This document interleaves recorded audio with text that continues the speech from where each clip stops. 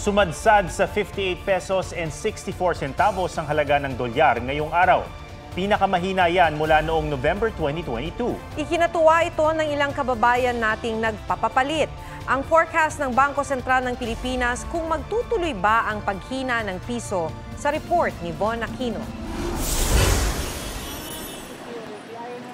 Nasurpresa si John Makapinlak nang ipapalit niya ang $200 na padala mula Amerika. Happy yung gastos, mababawasan yung gastos mo dahil tumaas yung exchange, di ba?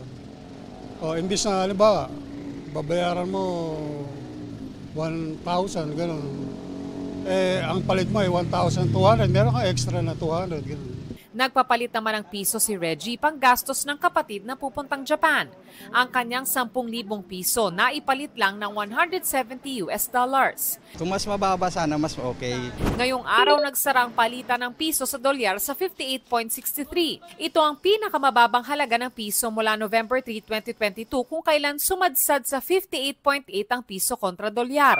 Pabor man para sa ilang kaanak ng OFW ang paghina ng piso. Apektado naman ito ang presyo ng mga produktong inaangkat natin tulad ng krudo at gasolina. Ang talagang tinatamaan ng ganyan, may kaya, mga mayayaman. Dahil sila naman ang bumibili ng mas mahal na bilihin. Example, mga kotse, mga pagbiyahe, kanila kinakain. Pero posible namang bumalik sa 57 peso level ang palitan sa pagtatapos ng taon. Lumalakas ang pisos pagka Disyembre, di ba? Dahil lumadating yung mga ating OFW, nagbabalikan o kaya nagpapadala mas maraming pera.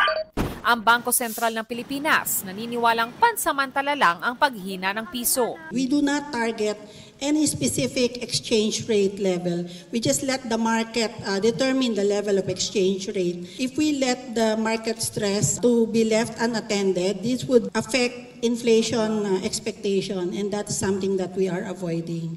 Von Aquino nagbabalita para sa GMA Integrated News. Mga kapuso, alamin ang State of the Nation. Mag-subscribe sa GMA Integrated News sa YouTube. Sa ating mga kapuso abroad, samahan niyo kami sa GMA Pinoy TV at sa www.gmanews.tv.